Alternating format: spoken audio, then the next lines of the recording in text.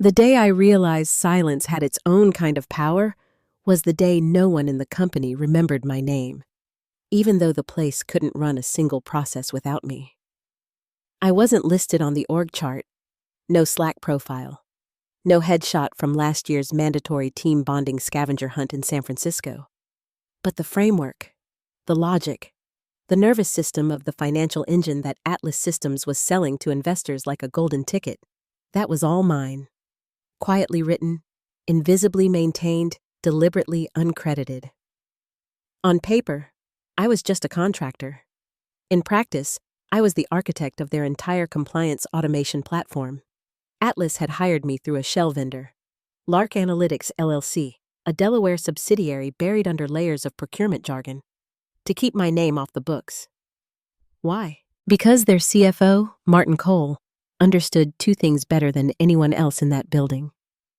1. Politics kills progress. 2.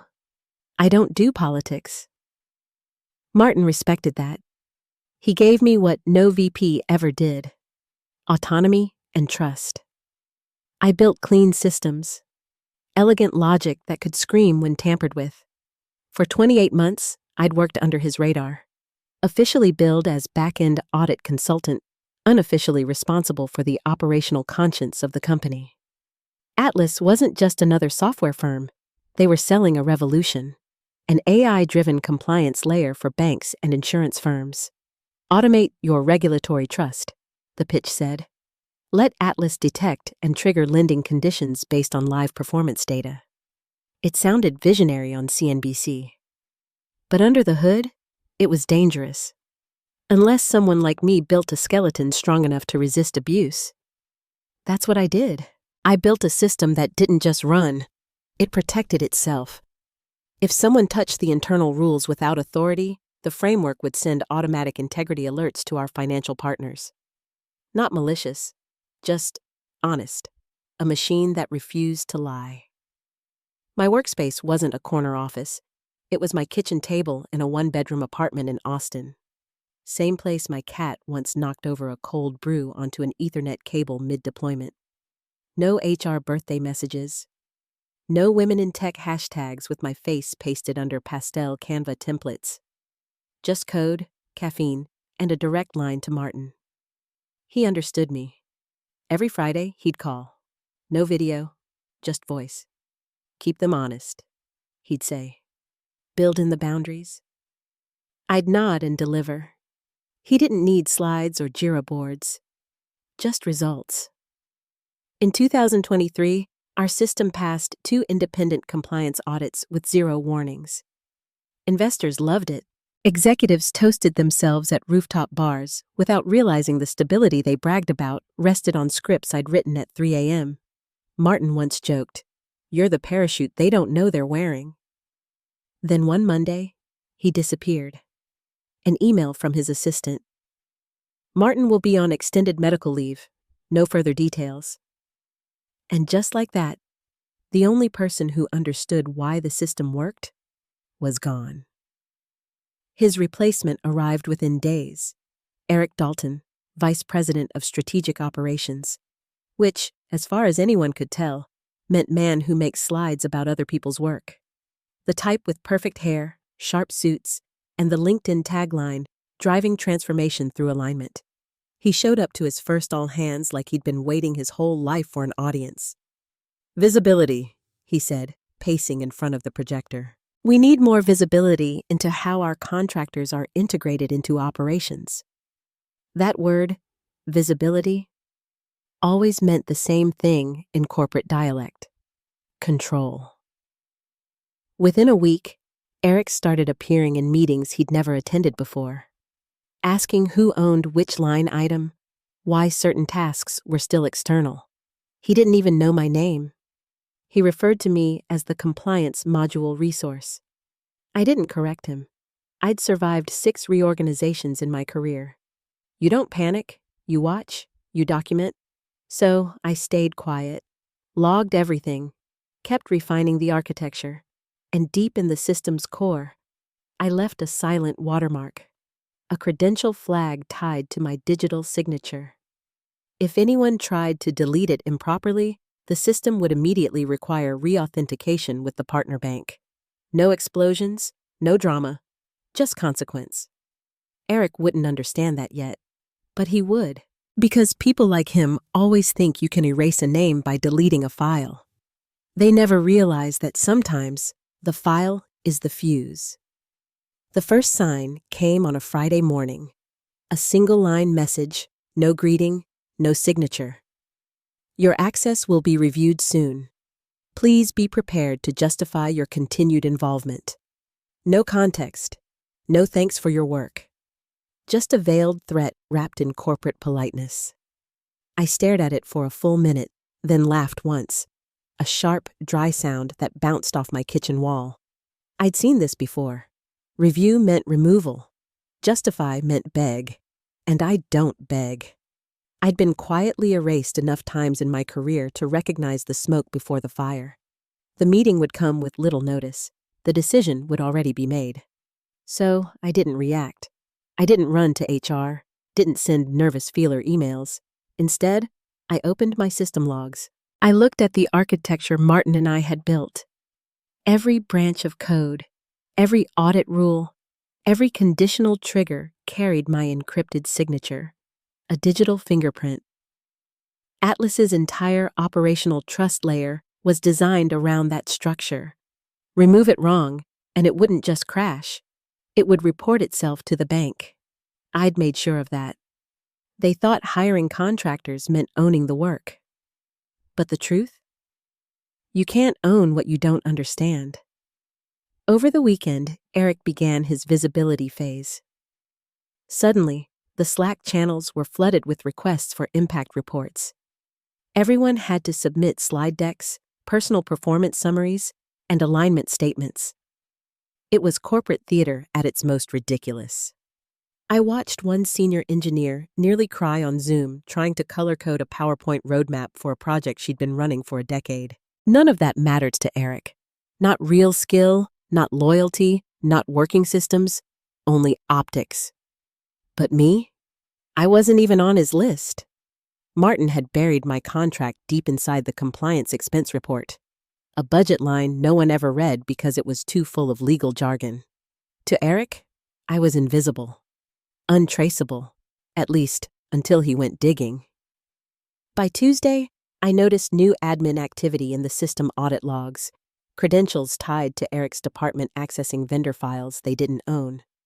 Then came another ping, this time with his name on it. Need to clarify the scope of your involvement. Please join me for a brief sync tomorrow morning at 8:30. Bring documentation of deliverables. Bring documentation. Like I was some intern fighting for course credit. I didn't reply. Didn't prep slides. Didn't dig up stats. Because I didn't need to. I was the deliverable. Every process, every compliance validation, every audit trigger depended on the logic I'd built. The platform didn't just use my code, it breathed through it. And Eric? He was about to learn that the hard way. Friday morning, 8:27 a.m., I arrived outside his glass box of an office, one of those open concept cages designed to make middle managers feel important. Inside, Eric was already typing with 2 fingers, like a kid smashing an arcade button. When he saw me, he smiled. Not warmly, but like a man who thought he'd already won. "Come in, Julia," he said, mispronouncing my name as if it didn't matter. No handshake, no offer to sit, just a man behind a desk stacked with performance charts he didn't understand. "I'll keep this brief," he started, folding his hands over a folder marked Contractor Review. He began to talk, words sliding out like cheap rehearsed lines. "Your role here isn't formally defined. No W-2, no HR file, no official system owner assignment. It's ambiguous." He paused for effect, smiling that little smirk people get when they think they're being diplomatic while holding a knife behind their back. "You've contributed valuable architecture," he continued, "but value needs ownership. So, effective immediately, your contract is terminated. Please delete all company-related files from your environment. You'll receive final payment through the vendor. Then came the line, the one that would echo through every hallway in Atlas for weeks. And of course, all your work belongs to the company now. I didn't flinch, didn't argue, didn't explain that the words he'd just spoken violated 3 sections of the original vendor clause filed under Martin's compliance umbrella. I simply smiled, faintly, and asked, "Do you mind putting that in writing?" Eric blinked, but only for a second. Then he slid a memo across the desk. Printed, signed, stamped with his full name. Eric Dalton, VP of Strategic Operations. I folded it neatly, slipped it into my bag, and said one word. Understood. Then I stood up, nodded once, and walked out. No drama, no door slam, just the quiet click of my heels against laminate tile, the sound of a ghost leaving the building. By 9:10 a.m., I was back in my apartment. Same chipped mug, same quiet kitchen light. I brewed coffee, sat at my desk, and opened my laptop. The terminal blinked. Empty, expectant. Eric's memo sat beside me like a dare. Delete all company-related files. So I did exactly what he told me to do. No backups, no encryption, no secret stash hidden in a private Git repo. One by one, I deleted everything. The local dev environment, the test harnesses, the sandbox architecture diagrams. Gone. The compliance modules I'd built over 2 years. Gone. Even the OneNote documentation Martin once called a religion of structure. Gone. I didn't keep a single trace. But see, Eric made one fatal assumption. He thought my laptop was the system. He didn't realize my real work lived inside Atlas, inside the heartbeat of the production environment, inside the code that powered every transaction. My value wasn't in what I stored. It was in what I'd already built. Logic embedded so deep that removing it was like pulling a spinal cord from a body and expecting it to keep walking. Before I shut the lid, I did one last thing. I opened a secure drive I hadn't touched in over a year. 2-factor authentication, fingerprint access, encrypted with an old compliance key Martin had set up for me. He used to call it the black box. Inside was a folder labeled simply, "In case." I opened it. There it was. The scanned memo, time-stamped, signed by Eric Dalton. His own directive, explicitly instructing me to delete active company IP. I didn't share it. Not yet. I just duplicated the file and closed the folder. Because something in me had shifted. It wasn't anger anymore. Anger burns fast. This was colder, sharper. War protocol. And Eric? He'd just fired the person holding the detonator. By noon, word started spreading. A few engineers messaged me privately. Short, hesitant notes like people sneaking glances at a car wreck. "Hey, heard you're off the project. That sucks. Eric said it's just a restructuring thing. Said you were legacy overhead. Also, what's up with the metrics dashboard? It's throwing null values." I didn't reply.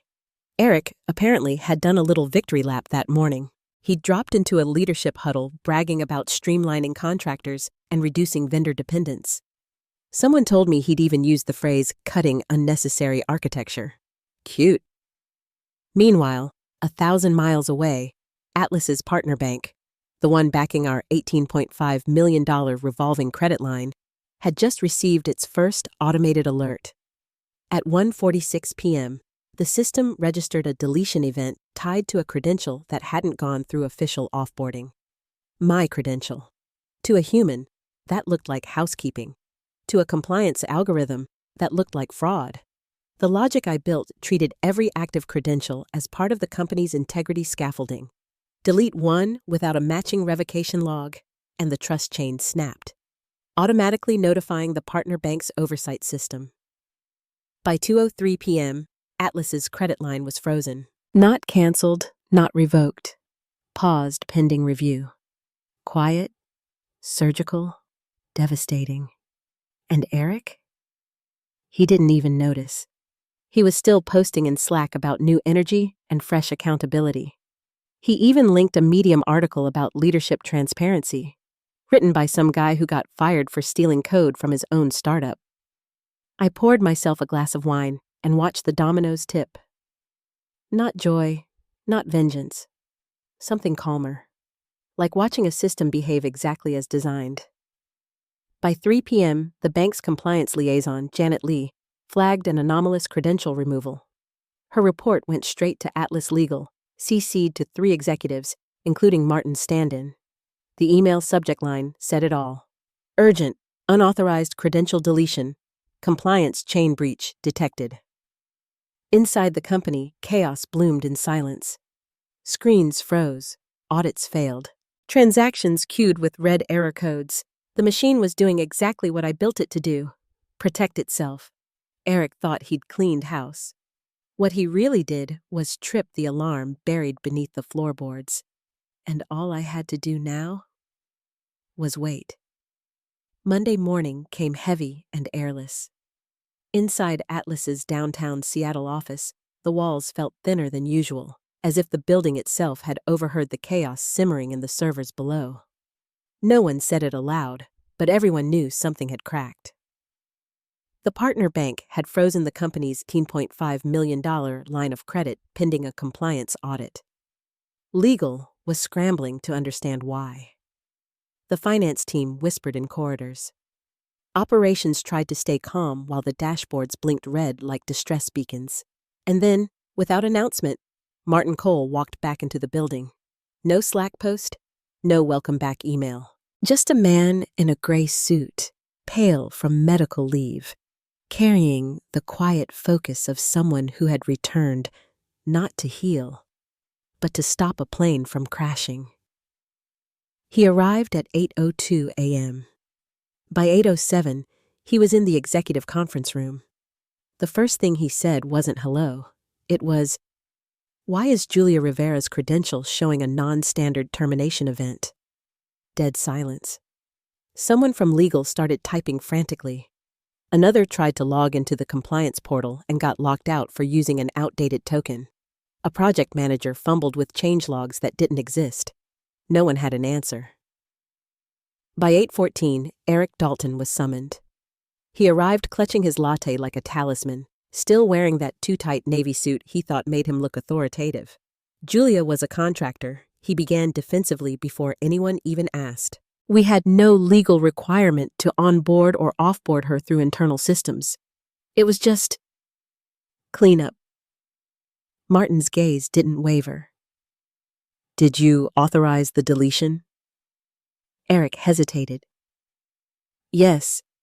I asked her to remove her local data. Martin's tone sharpened. You instructed her to delete proprietary architecture while still credentialed? Eric blinked. I assumed. You assumed, Martin repeated softly. The temperature in the room dropped. Did you review the compliance logic before issuing that directive? No, but did you consult infrastructure about the credential flags tied to her ID? I wasn't aware there were any. You weren't aware? Martin's voice barely rose, but it carried like a warning siren. Julia's credential was hard-coded into our audit validator. It was approved in March. You signed the documentation yourself. Eric's mouth opened, then closed. The sound of his confidence deflating was almost physical. Martin turned his laptop toward the room. Projected onto the wall were the system logs. My ID, the deletion timestamp, the triggered compliance alerts, and the bank's suspension notice, all perfectly aligned. He didn't need to say anything. The proof was cleaner than words. Back in my apartment, I watched from a distance. I still had limited visibility through my encrypted black box account. Not admin power, just read access, enough to see the mess unfold. Janet Lee from the bank had sent another message, this time directly to the CFO channel. Per compliance agreement, please provide documented justification for the credential removal and full scope of operational impact. Martin didn't send them a white paper. He sent them Eric's memo. No edits, no commentary, just the original document. The memo. Signed. Time-stamped. By 10:42 a.m., Janet's reply landed like a gavel. We've received sufficient documentation. Investigation proceeding. The fallout began instantly. Legal assembled what they called a containment review. That's corporate code for someone's head is about to roll. The lead compliance officer, Tara Nguyen, quietly said what everyone else was thinking. This qualifies as a breach classification, possibly multiple. Eric's name vanished from meeting invites. His Slack access went gray. And me? I didn't lift a finger. I didn't need to. The system, my system, was doing exactly what it was built for. Flagging dishonesty, punishing negligence, documenting every mistake in real time. Eric tried to erase me. Instead, he'd erased the illusion of control. The house of glass he'd built was cracking from the inside, and everyone could hear it splintering. By Tuesday, the panic was no longer whispered. It had shape, sound, and teeth. The air in Atlas systems felt brittle, every conversation clipped, every door half closed. People weren't walking to meetings anymore. They were migrating in silent flocks, clutching laptops like shields. The phrase pending compliance review hung over the company like a storm warning. Eric Dalton was trying to hold the umbrella. He'd spent the past 48 hours doing what people like him always do when the narrative collapses. Rewriting history in real time. She was just a contractor, he told legal. She had no authority over platform code, he told operations. None of this would have happened if documentation were better, he told infrastructure. The irony was delicious. The documentation was flawless. It was sitting in the same encrypted folder Martin and I had built 2 years earlier. A chain of logic so detailed, it could have been used to teach ethics to machines. By Wednesday, the cracks in Eric's confidence were visible even through Slack. The once daily motivational posts stopped. His Monday mindset quote thread vanished. The little green bubble next to his name turned gray for long stretches, then yellow, then gray again. He was unraveling. Meanwhile, the investigation was expanding. The bank's liaison, Janet Lee, escalated the incident to her regulatory counterpart in New York.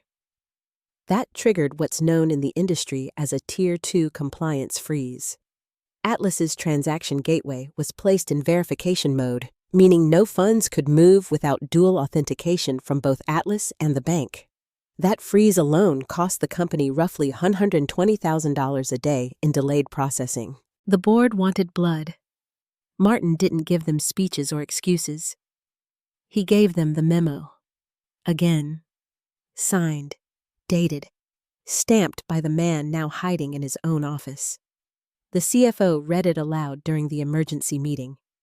Effective immediately, all local data and systems must be permanently deleted. He looked up. He told her to erase system-critical IP while still credentialed to the active compliance engine. Silence. Then Tara from compliance said quietly, "That's not just bad procedure, that's a regulatory breach." Eric tried to pivot, claimed he'd misunderstood the instructions, claimed he thought I was working on isolated sandbox data, claimed anything that would make the word negligence sound less like a verdict. It didn't work. By Thursday morning, his badge access was restricted to one floor. His name disappeared from the executive distribution list. HR called it an administrative recalibration. Everyone else called it what it was: containment. At home, I stayed silent. Tea instead of coffee now. The cat asleep on my printer. The black box folder remained unopened. The memo untouched. I didn't need to use it. The truth was loud enough on its own. Still, there was something else building beneath the surface. The slow hum of resolution forming at the edges of the chaos. The system logs kept pinging updates, audit chain reconciliations, patch deployments, test triggers. My code was alive, doing its job. And then, Early Friday morning, a message arrived in my inbox from a name I hadn't seen in months. Martin Cole. Subject: Did he tell you to delete it? No greeting, no small talk, just that. I stared at the line for a long time, then opened my archive folder, pulled up the scanned memo, the one Eric had handed me across his desk with that smug little smirk. His name at the bottom, his words in black ink. I didn't reply with a paragraph. I didn't even type a sentence. I just forwarded the PDF. 2 minutes later, read receipt. 4 minutes after that, an encrypted Dropbox notification. Access granted. CFO channel. Inside were my old architecture diagrams, change logs, validation reports, files I thought were gone forever. Martin had backed them up before his medical leave. He'd never really let go of the reins. Smart man. The storm had finished gathering. Now it was about to break. Friday morning began like the calm before a verdict. Sunlight spilled across downtown Seattle, catching on the mirrored towers of Atlas Systems. Inside, though, the air was electric. People whispering near elevators, Slack messages moving like rumors with timestamps. The company was still frozen under the bank's verification order, and the board had demanded documented assurance that the original architect would review the system integrity. That phrase, original architect, landed on my screen at 10:23 a.m. Martin had sent it himself. No fluff, no apology, just clarity. Bank needs system validation from the original architect. Temporary access reactivated. One-time credential. Use it to confirm operational integrity. For a long second, I just stared at the message. 2 months ago, I was the invisible contractor no one would tag in a Slack thread. Now the system wouldn't breathe without me. I logged in through the secure channel, cold boot terminal, VPN layered through Martin's black box key. The system recognized me instantly. My name flashed deep in the logs, still tagged in the architecture like a vein of code no one could erase. I didn't rebuild anything. I didn't need to. I just verified. The audit logs were pristine, brutal in their precision. They showed every move Eric had made. The unauthorized deletion event, the failed credential revalidation, the cascading compliance triggers that followed. I ran an integrity pass on the entire architecture and annotated the results in my usual deadpan style. This structure was designed to fail if altered without credentialed oversight. It did. That was it. One sentence. Pure fact. Martin forwarded it directly to the bank. No commentary, no justification, just the proof. At 11:42 a.m., the partner bank's dashboard flipped from red to green. The freeze was lifted. Atlas's operating credit was restored. No applause, no announcement, just the faint collective exhale of hundreds of employees who didn't know the real reason the lights were still on. Meanwhile, up on the 14th floor, the confrontation everyone had been waiting for finally unfolded. Eric Dalton walked into Martin's office at noon, still pretending he owned the place. He had that same stiff smile, the kind of expression that cracks easily when held too long. Across from him sat Martin and Angela Lopez from legal, posture straight as a gavel. Martin didn't offer a seat. "The bank just called," he said evenly. "Tell me exactly what you told her to do." Eric blinked, glanced between them. "I instructed her to remove local data. Standard termination procedure." Angela's tone cut clean. "You instructed an active, credentialed engineer to delete proprietary IP tied directly to the company's compliance framework, correct?" Well, yes, but she was a contractor. She had no authority." Martin leaned forward, memo in hand. She had integrity triggers embedded in that framework. "Approved by me. You signed the roadmap." "You didn't read it, did you?" Eric's mouth opened, but no words came. "You thought deleting her login would make her disappear," Martin continued quietly. "Instead, you tripped a live compliance circuit connected to an $18.5 million line of credit." Angela slid a folder across the table. Inside were printed audit logs, failure timestamps, and the memo Eric had signed. "You triggered a cascading compliance failure," she said, "which qualifies as operational negligence under federal banking oversight." Eric's voice cracked. It was a misunderstanding. Martin's reply was surgical. No, it was arrogance. Outside the office, the floor had gone silent. People pretended to refill water bottles, hover by printers, or refresh dashboards they weren't reading, just to be close enough to listen. At 12:31 p.m., the door opened. Angela walked out first, files in hand. Then Martin. Behind them, Eric stood frozen, gray-faced, still holding his latte cup like it might save him. Security arrived 5 minutes later. His badge was already deactivated. He didn't argue. He didn't wave. He just walked out, the elevator doors closing with a quiet finality that echoed across the entire floor. At 4:43 p.m., my phone buzzed. Martin's message was short.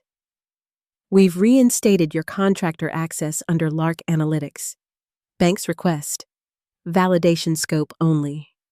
Thank you." I typed a single reply. Understood. Then I logged in one last time. The system recognized me like an old heartbeat returning. I restored the clean compliance template, re-engaged the audit loop, and wrote my final note in the log. Unauthorized credential removal triggered expected response. Design confirmed functional. I pressed enter. No fanfare, no redemption speech. Just a machine whispering acknowledgement, the faint hum of order returning. I closed the laptop, poured tea instead of coffee, and sat in the quiet. For the first time in months, silence felt like ownership. Next time, I thought, as the city lights flickered outside, read what you're signing.